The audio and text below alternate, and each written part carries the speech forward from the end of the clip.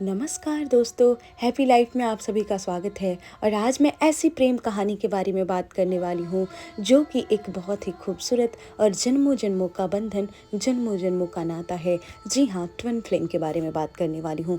वैसे तो twin flame के बारे में आजकल बहुत सारे लोग जानना चाहते हैं, लेकिन आज मैं ट्विन फ्लेम के बारे में कुछ बहुत ही गहरी बात करने वाली। दोस्तों, ट्विन फ्लेम के बारे में मैं ये बात वाली हूँ। एक मैम ने मेरे से सवाल किया था कि मैम, ये सोल कहाँ से आते हैं और कहाँ चले जाते हैं? ये तो बोला जाता है कि ये हमेशा हमेशा से एक साथ रहते हैं। तो क्या ये सोल जो है मृत्यु के बाद या जन्म से पहले दोनों एक दूसरे के साथ कहीं किसी ग्रह पे रहते हैं या स्वयं ईश्वर होते हैं? ऐसी क्या चीज़ है कि दोनों एक दूसरे के साथ रहते हैं और एक दूसरे के हमेशा हमेशा के लिए होते हैं? तो आज इस पे मैं बात करने वाली हूँ। दोस्तों, आपको और हमको, सभी लोग, हम लोग सांसारिक दृष्टि से यही देखते हैं कि बस यही एक दुनिया है और मृत्यु के बाद कुछ होता नहीं है। लेकिन बिल्कुल आपको नहीं पता है कि जब आप आत्मचिंतन करने लगते हो, जब आप इस ब्रह्मांड से कनेक्ट होने लगते हो, तो ये ब्रह्मांड का एक एक रहस्य आपकी आंखों के सामने उजागर होने लगता है। तो आज मैं आपको एक ऐसी ही उजागर किस्से के बारे में मैं आपको बताने वाली हूँ। दोस्तों, ट्विन फ्लेम्स ईश्वर के देवदूत होते हैं। आपने परियों की कहानी तो सुनी होगी ना, कि परियां किसी न किसी लोक में रहती हैं। तो बहुत सारे लोग इसको फेक मानते हैं और बहुत सारे लोग इसको रियल भी मानते हैं, but it is not fake. परियों की कहानी भी कहीं ना कहीं सच्ची ही है। सच में ये सच है कि परियां किसी और लोक में रहती हैं। आप समझ जाओ कि ये पृथ्वी जैसा ब्रह्मांड में न जाने कितने ग्रह हैं, न जाने कितने ग्रह हैं जिसको साइंस भी नहीं जान सकता किसी के बारे में। लेकिन अध्यात्म इसको, जो आत्मचिंतन करते हैं, जो ब्रह्मांड से कनेक्ट होते हैं, वो इस चीज़ को जान सकते हैं। दोस्तों, ट्विन फ्लेम का भी एक लोक होता है, एक ऐसा ग्रह होता है जहाँ बहुत ही खूबसूरत और वो स्वयं ईश्वर और ब्रह्मांड के द्वारा सजाया गया होता है। ट्विन फ्लेम एक ऐसे ईश्वर के देवदूत हैं कि ये ऐसे तो जन्म लेते ही नहीं हैं।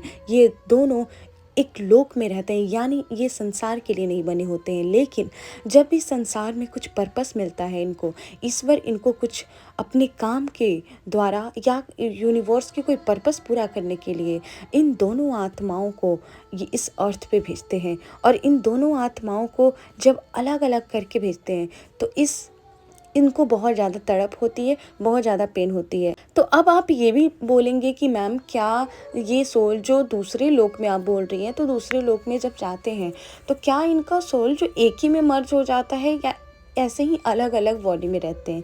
देखो आप लोग, ये एनर्जी होते हैं, ट्विन फ्लेम एक एनर्जी होते हैं और बहुत ही दिव्य एनर्जी एंड प्योर।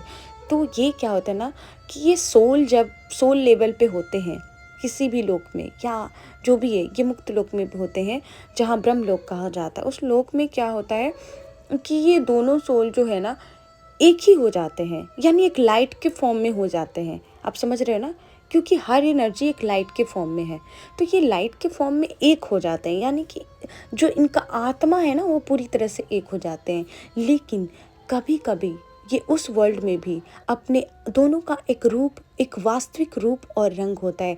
जैसे एक वास्तविक रूप रंग मैं कहना चाहती हूँ, जो इनको खुद परम पिता यानी ये ब्रह्मांड द्वारा इनको ये रूप दिया जाता है, जिसको कभी मिटाया नहीं जा सकता है। वो बहुत ही दिव्य रूप होता है दोनों का, जो कि ये दोनों एक दूसरे को उस दिव्य रूप में हमेशा हमेशा के लिए जानते हैं।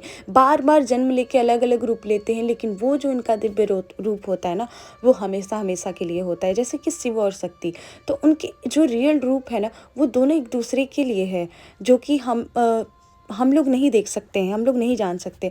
वैसे ही ट्विन फ्लेम का भी इनकी जो रियल रूप और रंग है, जो स्वयं ब्रह्मांड के द्वारा रचा गया है, उस रूप रंग को आप इस धरती पे नहीं देख सकते हो। ये स्वयं एक दूसरे को ही देख सकते हैं, यानी ये अपने आत्मा जो लाइट के फॉर्म में वो एक हो जाते हैं। लेकिन जब भी इनको कुछ ऐसा जो भी एक दूसरे के साथ रहने की इच्छा होती है, तो ये अपने आप को उस रूप में, इतनी शक्ति इनके अंदर होती है कि उस रूप में देखते हैं एक दूसरे को और विचरण भी करते हैं, अपनी यात्राएं भी करते हैं, अपनी सोल यात्राएं करते हैं। ये जगह जगह जाकर सोल यात्राएं करते हैं।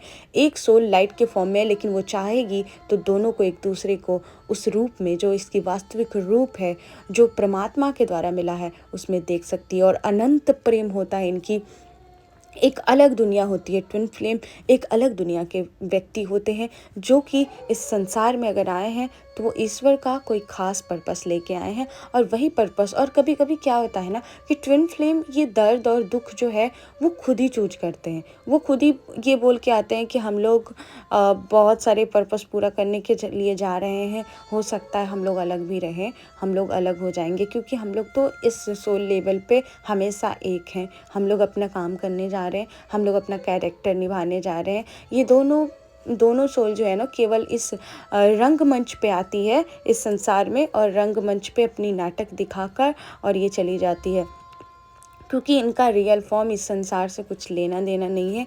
ये दूसरे लोग के होते हैं और ये दूसरे दुनिया के व्यक्ति होते हैं।